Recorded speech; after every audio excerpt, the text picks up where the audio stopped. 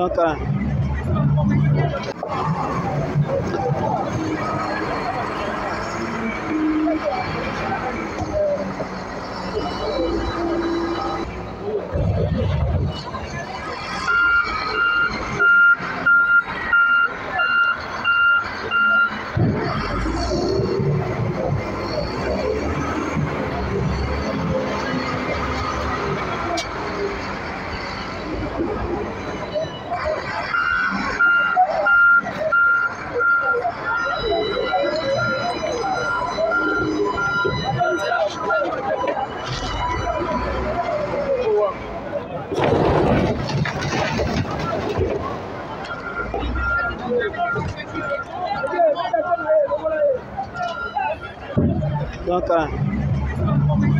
Teti maintenant l'État a dit que beaucoup de qu'on a bango donc ça peut pas longuement mais parce que maintenant qui la faute nous pas ça qui va barre terrasse et si ka wapi oyo l'État a dit que ça musala voilà maintenant papa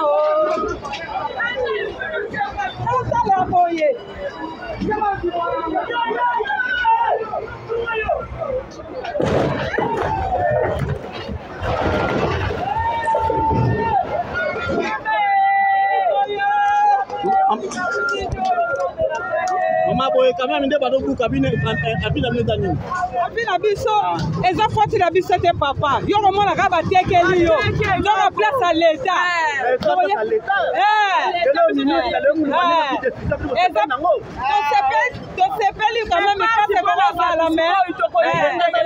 l'état za l'état tosala nini papa population ezalaka place moko ozaki parking to yesa ba concert ebeta concert makambo ebele mais bango bateki moyibi na bango ele papa voilà bon qui témoignage il y a population de Balobi l'état za l'état place ozaki concert ezalaka kobeta mais chose grave administrateur il y a Obaye Bouenze à Liberté bateka qui place oyo vraiment c'est honteux c'est vraiment pas si pour la population oyo balia bango mbongo donc l'état za l'état voilà maintenant aujourd'hui l'état a ko sala musala na ye l'état ko sala musala na papa ko le fait cette impression na yo s'il vous plaît le kaboye papa tout le monde va ko awa impression za nini impression pour l'état va boire arrêter tant que place et à parking c'est que parking o et asali et ça doit na moi ko boire on est pas ka to awa ba conseil bande ko betama mais et comment ka pona ko leka et comment pena ko créer na ba embouteillage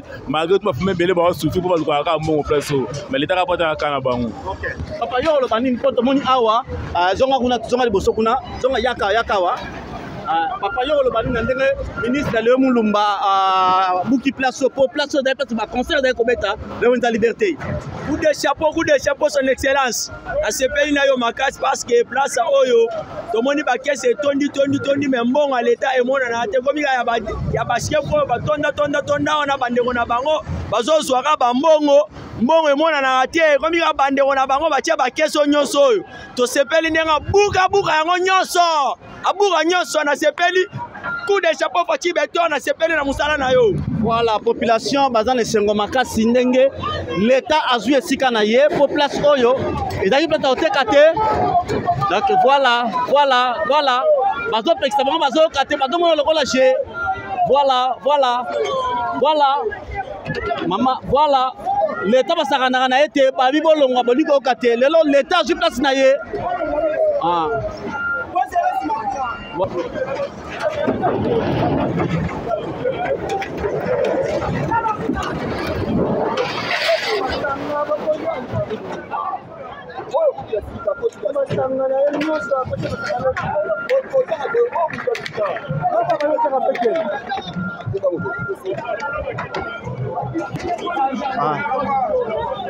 c'est comme congélateur na ba masanga selon le témoignage muto ya kosa biloko lobby mais il était déjà averti que bakoya ko buka mais ya ko biloko donc il y a qui la faute maintenant batu musu ba ko commenter ba ko que pourquoi ta ko buka mais voilà congélateur na kati il était averti cet homme il était averti donc de sa faute awa bapekisaki bango bapekisaki bango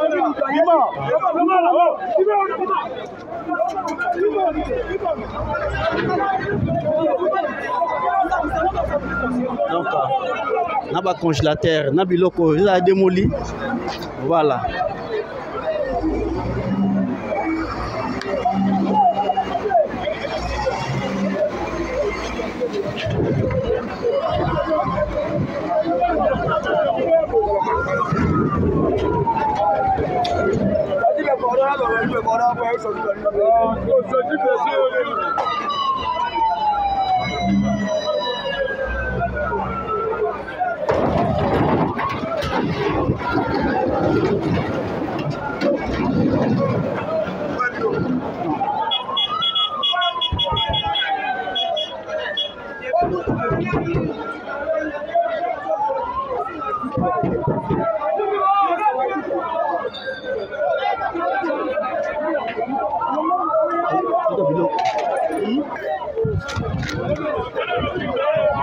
bandeko sengeli boyeba ke kaka nde tozokotisa bino bapekisaki bato bateka awa bato mosusu bakoti biloko lokola na congélateur oyo bakoti biloko lobi. Or ils étaient déjà avertis ke bakobuka mais lobi yakotisi masanga na biloko. Imaginez nous les Congolais tala na masanga bouteille ya masanga bapekisaki bango mais lobi yakotisi biloko. À qui la faute maintenant? Donc, abengi mukolo na téléphone mun ayete.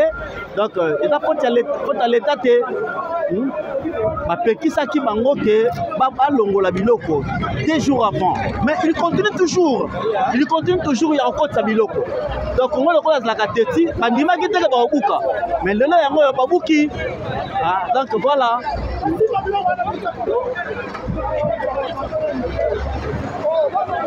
Voilà.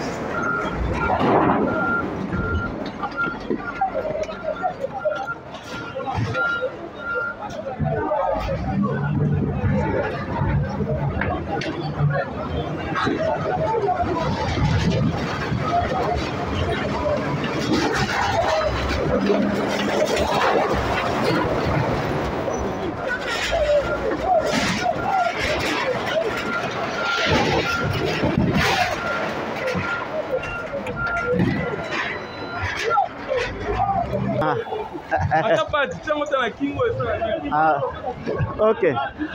Exactement pas si marché oyo batu basate tuaki basala kango sika business basala kango sika business quoi ensemble nous aujourd'hui tala le coin maman oyo asala kango business na ye donc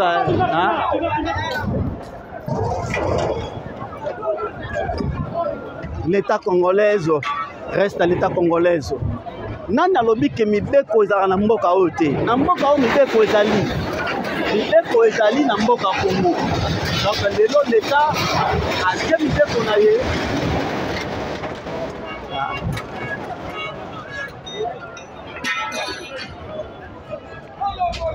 voilà lokola bato lokola maman ba epta ki alongola mais ataki teti la amoni ko pembe ninde abandi ko longola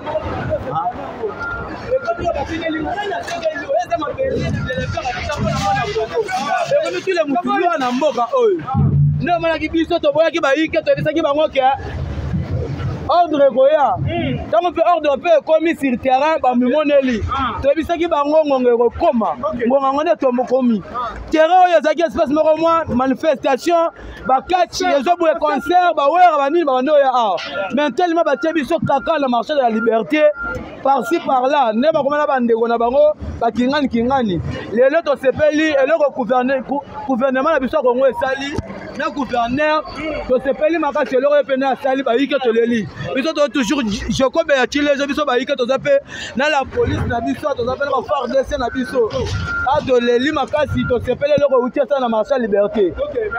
Merci beaucoup monsieur le journaliste. Voilà, la série continue, la série continue. Ndenge tolozolo bakaka ke baike badako bake baike balobe bango pe bazali ozage pona kolakisa lolengeli l'état dozwa décision na mabele na ye. Voilà. Lokola maman azali basima kuna azali koboya azowela biloko na ye toujours. Or, elle était déjà avertie 48 heures avant. Mais bazali constater toujours. Donc l'État reste l'État. Lelo andima quitté mais babouki. La mise en demeure il y a 2 mois. Ah ok. Il y a Soukandé bazwa qui lobby. Voilà. Lobby vendredi. Voilà, précision la mise en demeure est qui 2 mois avant. Ça va déjà depuis 2 mois. Voilà. Tant que tu 15 jours, baki seli bango mususu. Et tu 1 semaine, baki c'est 3 jours. Il y a Soukandé bazwa qui en lobby vendredi. Voilà. Donc c'était ça comment tu vois la précision et pas il y a cellule, il y a communication. Il y a ville qui a ville à Chassa. On va préciser que mise en demeure est qui bongo avant 2 mois avant, après 15 jours, après 1 semaine, après babaki bango mukolomo mais toujours le rôle congolais linga tetia le baka. Donc le moins moins lelo ndoto elati nzoto.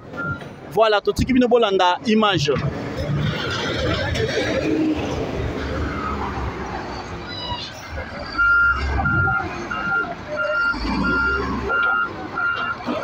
Papa.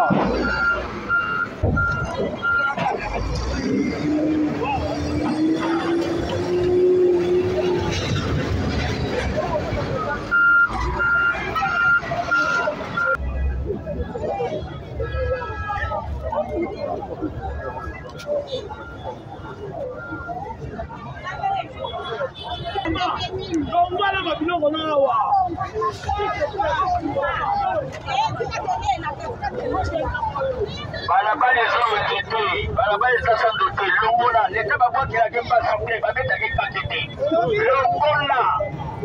Longola mama. Longola pe koya lisusu te. Chef, bandela bisolo ko leta mo ke bandeli yango. Longola mama, longola, leta babwakela ke basote, babetake kakete. Longola pe koya lisusu te. Merci. Je pense que Yokani l'État va boire que la Kemba soutient va mettre avec Kakete. Voilà.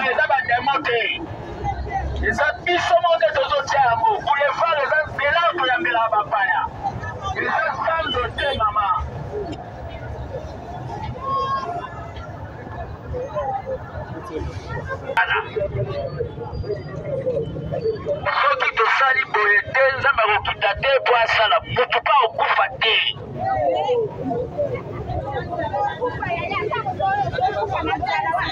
Yo moto liboso ya kokritike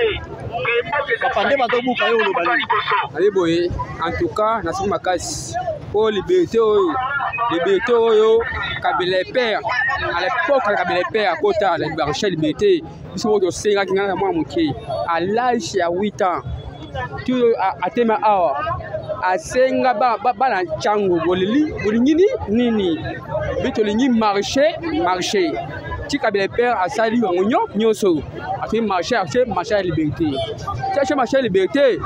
marché à liberté ti Kabila père adae ti na koli na te mwana moke ko papa nga mwana mbila mais marché comme qui salité bonde babuki impression les années impression nga na CP makasi babuki marché bien awa Kabila père utako parking avant Kabila père atonga ay comme marché Kabila père utako parking il faut tirer pas parking ayo c'est longwa ebimi wenza liboso ya Kimoyibi na ville province ya Kinshasa zalwa babi la numéro 1 ya maso ba miyibi ouais bon wenza liberté bon parce que palanga na ebiti makamwa te opanda wanga na ebiti nga mbona lo ba makamwa ya procédure onga na ebi on lo ba ngwana à part ça on les place oyo ezala vide pour pas pas connaître ba les kakaleka on la place ya vide suka ngo marché liberté suka ngo ya Bodi yango yo suka marché liberté au Kabila père atika merci on a dit papa boye to sepeli tosepeli mpenza Fati Beto Umela aumela na musala oyo azosalela biso musala moko kitoko papa na biso asaleli biso tosepeli nango tosepeli en tout cas sala musala na kaka boye a continuer nango azali papa moko malamu papa ya bana tosepeli na musala oyo asaleli biso topesi ba merci belé bouteillage eleki mingi na kati ya mboka kotambola na kaka bouteillage kotambola na kaka dérangement ndenga sali boye dérangement en tout cas tokomona ngo lisusu te tosepeli na papa na lobi na lobi boye e biso tolongoli biso tolongwe tomona mpe popo esa nini ezala eza te lisusu oye bolobi boteki tolingi te toteli benje oyo toteli bachinois mais tomona sikoyo tozala mpe à l'aise e tozala à l'aise wana tomona mpe batoloba bilobaloba te.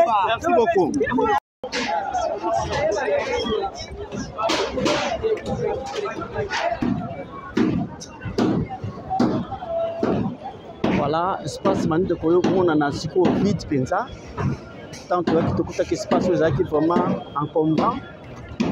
Mais siko tout mon espace mani pour moi na siko vide. L'homme du terrain toujours il est là en place. Son excellence ministre Léon Moulumba.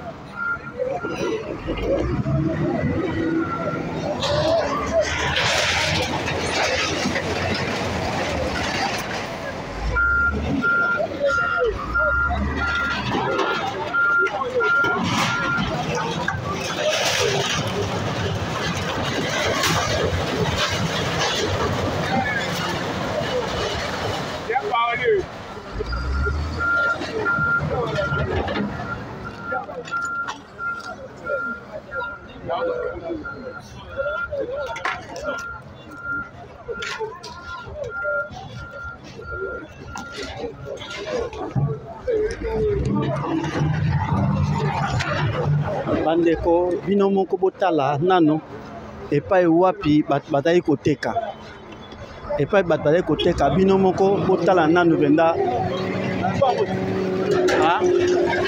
batali koteka bino moko botala nano na salite vraiment botala ebele ya salite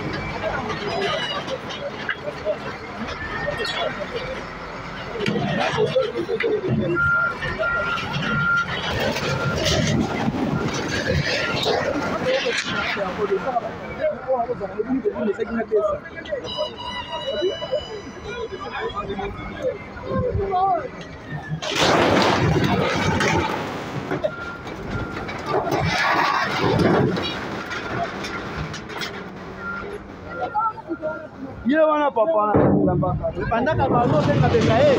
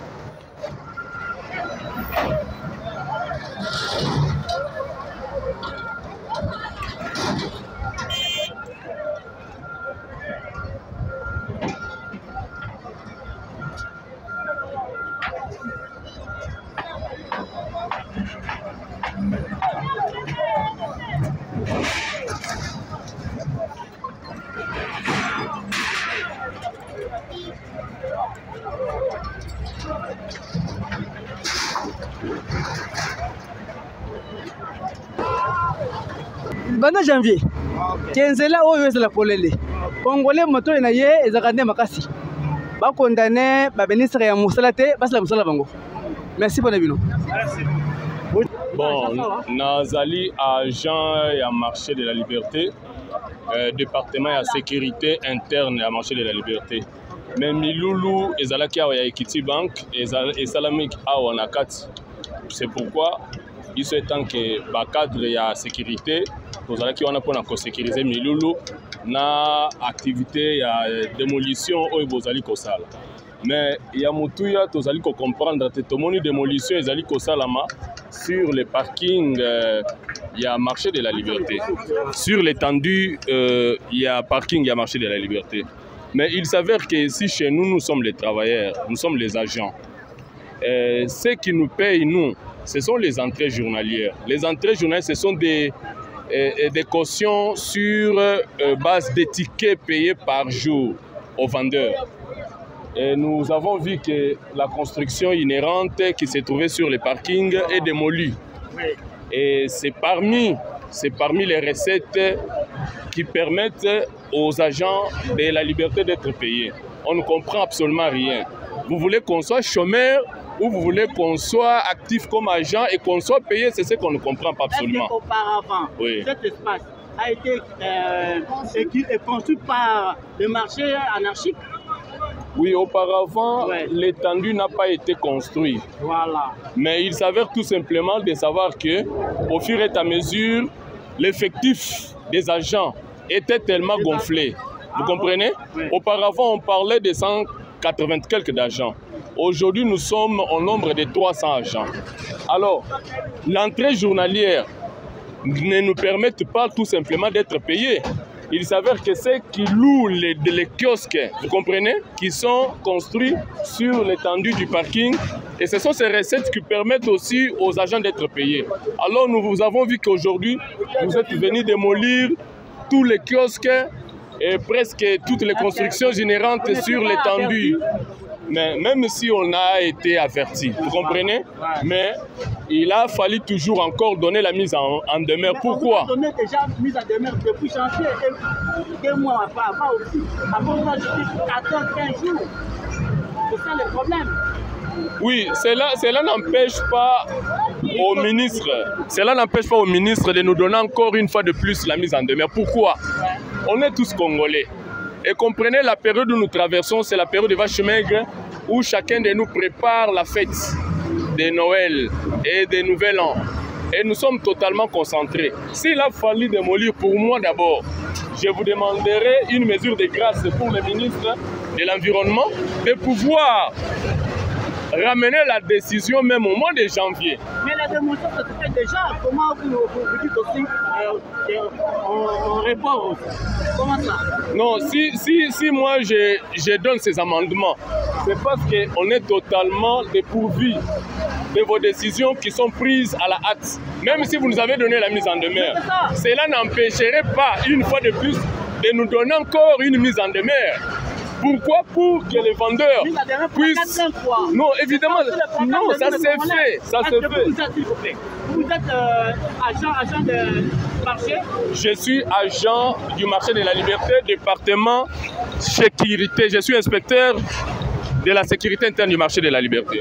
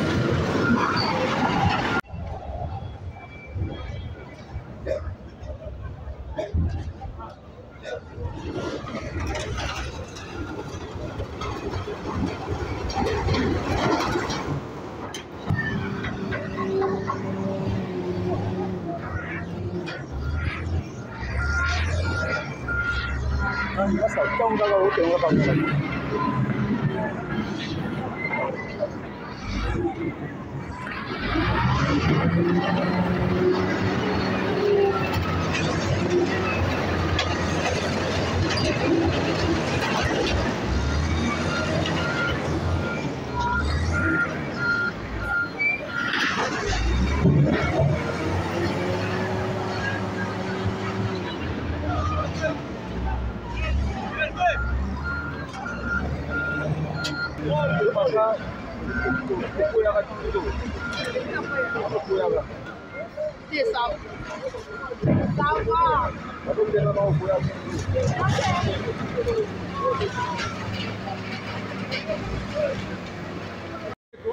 bonjour. Comment on a quatre communes à Massina, pas y a une salle de millénaire comme ça à la marche des libertés.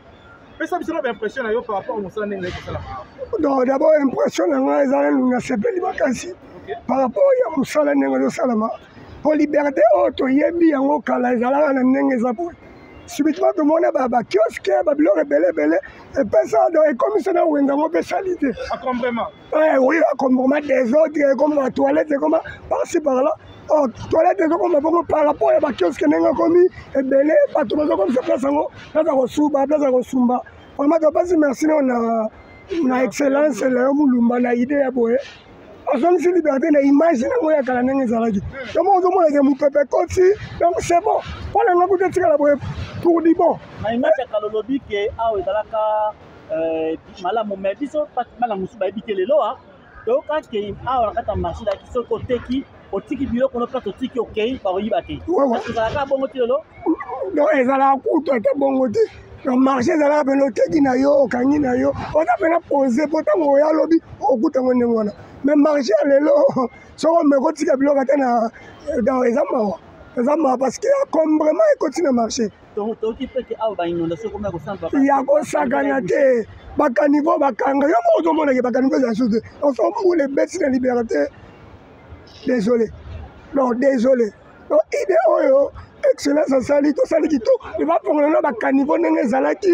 Maye kulaka de liberté benezo na image na ndenge zalaki. Bon c'est bon. Mais il y avait des caniveaux. Bakanivo zalaki en place batonga bakioske bakanga kanga ekoma ba toilette ba bio mwana ngona. Yango zo mona ya saki mbule beti moyen couler ça parce que bakanivo ça te moyen les gars exact. Yo zo mona za natif ya côté finalement na nda ba côté graba ndeko. Ah, bon ba bilo ngaka oya roya boy ba pesi moi apesi-moi mon conduire pas ya bano ça ba biloko na ndenge na ye so ba tie moi chef moi administrateur ye pas ye apesi ba idée na ya ko tonga tonga par ci par là et comment le roi moi tembe adversaire o ye ayena ba tuna ye ba tongi o pa ye ayena ba tuna ye ba tongi de l'or et comment ngwana. Voilà, merci beaucoup. Ah ouais. Papa Mbote. Mbote papa. Comment on a marché à liberté lelo à Sénégal ministre Léon Moulumba qui ce terrain pour na kobuka marché à liberté pas tout soit lobi que oh asali mabe mais pas tout soit lobi que non et c'est la boucle impression d'année. En tout cas te remercier Léon Moulumba na musala asali ngai mesana ngana tekaka awa mais nazalaki er moko ba mfumu bazoya bakonzi bazoya ba okotela ngai nazo respirer mupepe penja komoni ko vandi boye mupepe normal. En tout cas idée asali esana normal bakonzi bazami yibi bali biso mambonge belé bali mambongo wapi dawa na parking yo bakotekela place moko batekeli yo lelo lobi babuki yo bayesu batekeli mutu or que tango bazoteka bayebi teke ba carnivore ezana kati mai boye choleza te tozaki bozozo ki mai beti ndege mbone ko sila mai yo zesanini echoli meleleza kabidi ba bete saidi ndege za soke vandi mbala moko vraiment idée na ye a continuer musalo yo nzambe ba pambola parce que boye ku yo kane mpepezo ya mpepe alola ba comprendre pour a mongo lingala na ngai yango wana tala ne mpepezo kota nde to temi zo na bina bo ki temperature za ndeni OK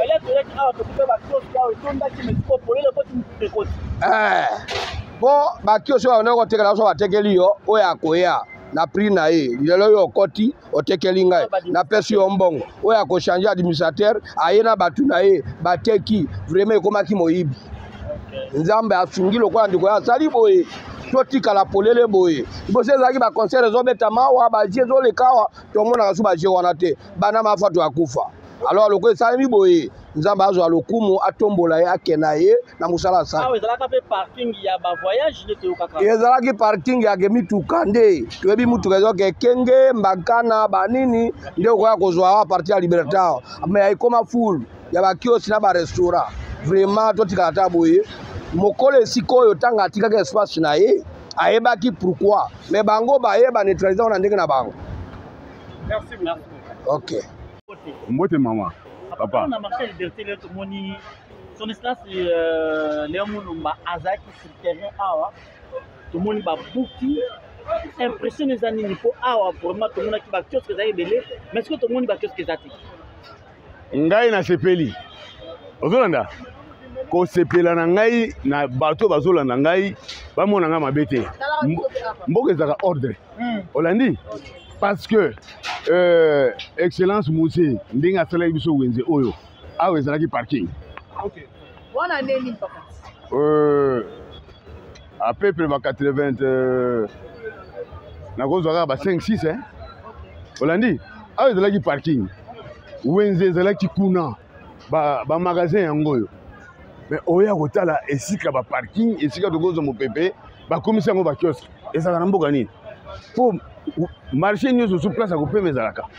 Olandi alors nakosenga na l'état ako créer ba marché atonga mutu nyonso alingi ateka aye ajumesa na ye parce que na kati kuna wenze ezali wenze ezali omoni oyo nyonso ba bâtiment oyo oyo nyonso ezali ba magasin ndenge wenze bandaki alors na façon oyo ekomi boye mutu moko amona mabete parce que mboka nyonso ebongaka tokende na mibeko eza ordre mpona nganga na sepeli parce que musée awa tikaki vide vide eza ba parking mais ndenge nini parking eza sous na marché liberté ekoma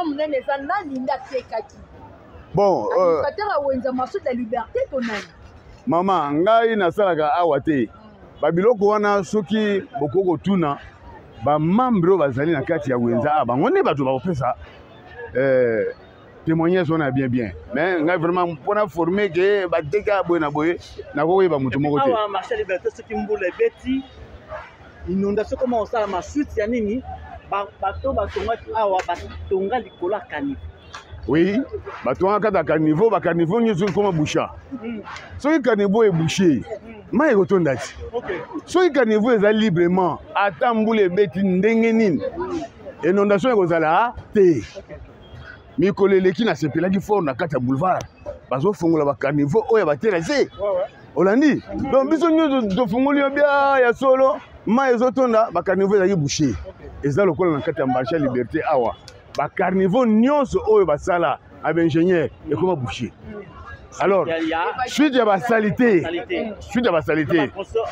anarchique ya wenze oui ya wenze bato bazorespecte poubelle te il faut bato ezalaka te esalongo ezalaka te bazwaka mbongo or que il faut basomba boti ya salongo mbongo oyo bafutisaka bataxe wana eza mpona nini epo bazwa bato na misala au fur et à mesure bato bazonettoye bacarniveau ekozala esengo makasi alors boye mpona nganga na sepeli parce que oyo eza parking mosé asalaki wenze eza pa parking mutu akei asomba eloko na ye atiki awa atiki mpe mwana na ye oui mais ngai nazoyebisa yo na mawa bana wana Pascal comment expliquer yo mutu ozoleka obi oza na bisi boye bayiba yo appareil eza esengo te biso tolingi changement olandi oyo alingi changement te na Congo alongwa biso asa mboka na ye parce que biso za un père bana Mobutu lelo songa nazo résister ngai nazwi formation ya un père totosaka aujourd'hui moi l'état moko formation ya lelo mutu nyonso efo atosa maman ozona nanga so ozo poser nga question okende gauche droite te olandi ngai parce que nazoloba mpona esengo te besoin na biso mboka na biso ekende tout droit totosa l'état